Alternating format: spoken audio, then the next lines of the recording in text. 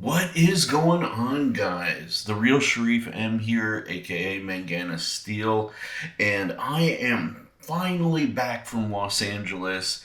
I was there for about 3 weeks, roughly about 2 weeks longer than I had planned or expected. Uh, but I really hope you guys were enjoying the videos that I was posting while I was out of town.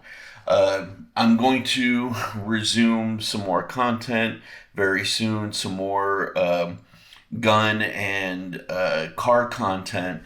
But I wanted to kind of keep the series going that I had started, which was a deep dive into my collection, but also knife designers who inspire me, but also like a critique of knife designs. Because this is one of the things that I do think is greatly missing from today's sort of um, knife consumer is a little bit of an education on design, what works, what doesn't work, and it allows these companies to continue pumping out absolute, I don't want to call it garbage, but really, for a lack of a better word, it's just plainness, excessive plainness. And I'm so sick of people getting really excited about another generic drop point. You know, there are so many more sort of talented designers out there than even the ones that I'm highlighting. But if you know what to look for and you know what makes a good design, I think that'll make you better consumers and really people who engage with the knife world in a better way and will start demanding better from the knife companies. So, let's jump into it. I've given you my diatribe. But basically, next up is going to be Ray Laconico, the king of minimalism, the master of minimalism, the guru of just refinement, in the highest level. I mean, really, I don't think this guy, has a single knife that doesn't appeal to people. There is one knife that he did recently that's personally not my taste. It's the first one that I can honestly say I have not considered owning, but every one of his other knives I have at least considered purchasing, so far. Whether I have or not is usually more of a function of finances rather than desire. But if you guys are curious about the one that I'm thinking of that I didn't appreciate from him, it's his new artisan cutlery collaboration. I'm pulling up the name right now. It's not the Sirius. The Sirius was really great. It was, let's see, newest. Yeah, it's the Enromeda. It's not really my taste at all, and it's actually the first Ray Laconico that I can honestly say is not my taste at all. But everything else, literally everything else that he's done, I am absolutely in love with. I would really like to add a pincher to this lineup. So let's talk a little bit about what I have here. And I'm going to do a video for this guy, a combined video for these guys, and a combined video for these two. Even though they're distinctly different, they're similar in many ways. So the first video, this video, is actually going to be talking about this guy, but I'll still tell you what's coming down the line. The first one is the Alliance Designs EZE, then the Monterey Bay Knives Old Guards, and then these are the EWC Everywhere Carry standard drop point and slayback. So let's get into it. Let's pull these guys off to the side. And and let's talk about it. This is the Alliance Designs EZE, and honestly, this may be my all-time favorite EDC knife. It's not for everybody. Not everybody likes Tontos. I can acknowledge that. For me, though, this thing is amazing. And I did not buy this when it was brand new. This was actually something that I had to search and wait for. And I finally found this one on eBay. And I got it for a tremendous price, actually. And it came in perfect condition. I really lucked out on this particular one, I gotta say. Now, I don't know who the manufacturer is aside from Alliance Designs. I know Alliance doesn't do their stuff in-house. From what I can tell and the feeling of it, I'm gonna guess they OEM through Riot. That's just based on my experience with some of the details and the construction method and the materials, how they feel. I could be wrong about that. But what makes this my favorite? Funny enough, it's actually a fairly, it's a smaller knife for me. It's about a 3 3/4 grip for me in a full closed hand. But for an everyday carry knife, I think that's enough. It doesn't need to be like a huge knife for an everyday carry. It has a hollow ground edge here, which I am a big fan. It just increases the sliciness potential of this blade, right? I'm a big fan of Tontos, and I'm a big fan of knives with reinforced tips, because I do tend to do quite a fair amount of actually this stabbing or penetrating motion into different materials in order to initiate cuts and stuff like that. So I don't appreciate a very delicate tip. I prefer something like this that is distinctly reinforced. So you're giving me a Tonto with a hollow ground and a reinforced tip, man. You're already speaking my language here, you know? Now, why do I like Tontos? Well, because surprisingly, I don't do a lot of sort of belly work when I cut things. I don't tend to. What I do tend to do more of, actually, let's pull, by the way, new pouch. Working on bringing some of these to the market, but it is currently kind of screwing up the focusing on the camera. So let's get back into this. I don't tend to do a lot of belly work when I am actually using my knives.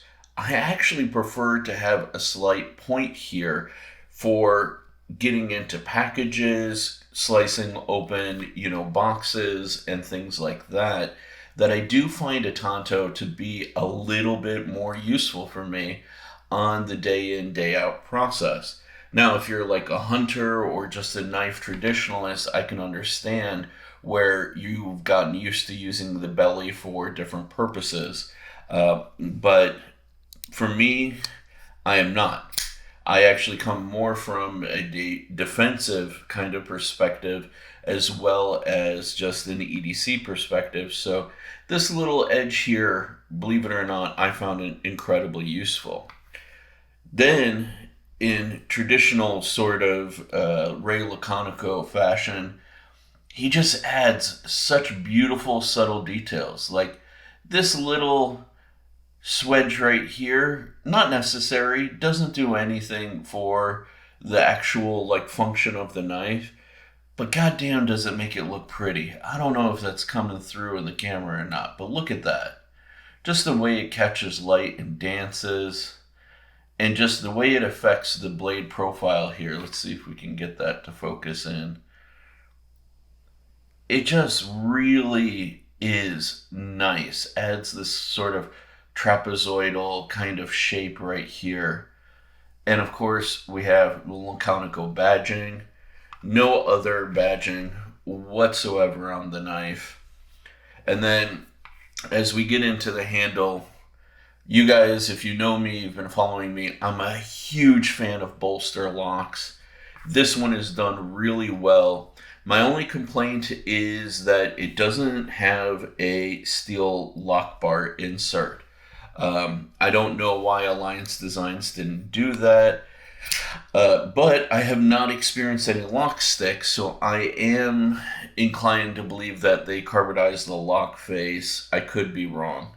Beyond that, there is no additional cutout, but again, in Laconico fashion, he tends to spec this sort of approach to where your thumb can get in.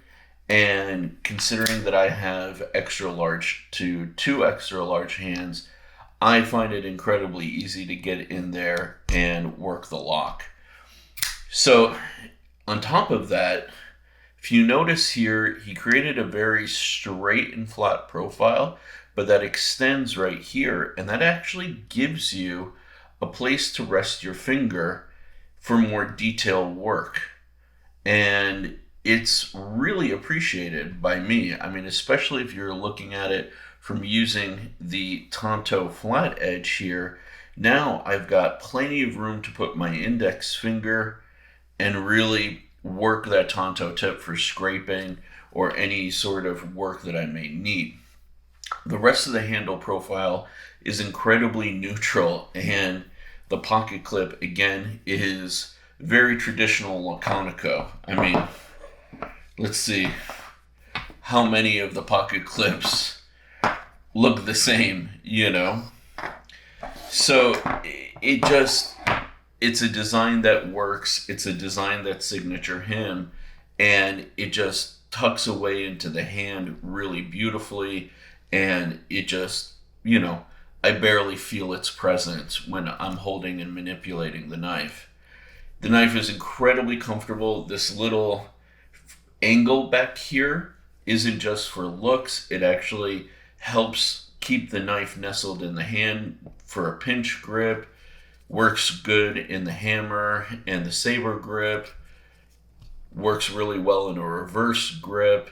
I mean, this is something that I've been saying for a while, that actually very neutral sort of knife design tends to be some of the most effective. I mean, I know I've done some more sort of expressive shapes, the KUBEY Momentum being an example of it, but overall, it's still somewhat neutral.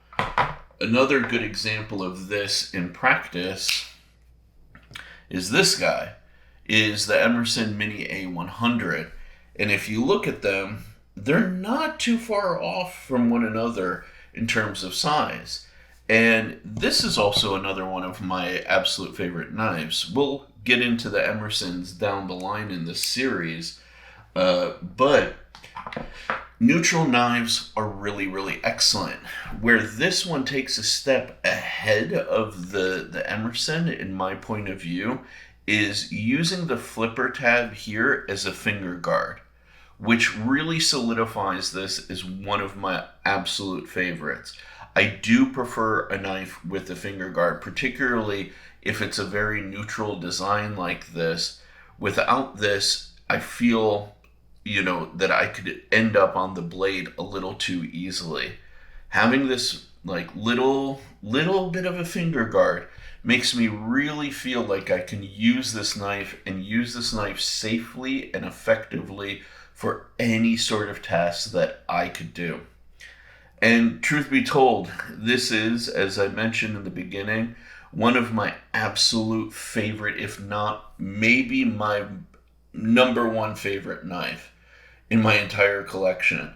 If I could get a second one of these, if any of you guys have one, hit me up and I may make you an offer so I could have one as a safe queen and one as an everyday user, because this is perfection.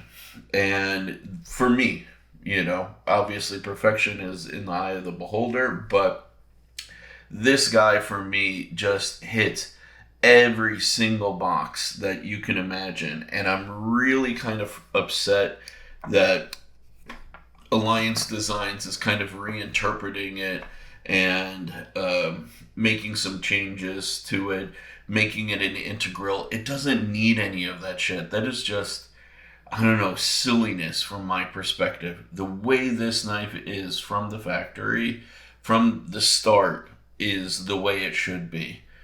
The only thing that I think that they really should do is integrate a steel lock bar insert, which would only increase the longevity and the sort of hard usability of this knife. But otherwise, this is an end-all be-all for me. And just to be sure, let's see. Yep, this guy is coming in at, let's call it 3.5 millimeters. AKA 0.1425 inches. So it's got the right thickness, the right blade shape, neutral ergonomics. This is a knife that you can hand to anybody and they're not going to have a problem using it as a tool. You know, this is, as I said, perfection. And definitely one of my all-time favorites from the master of minimalism himself, Ray Laconico.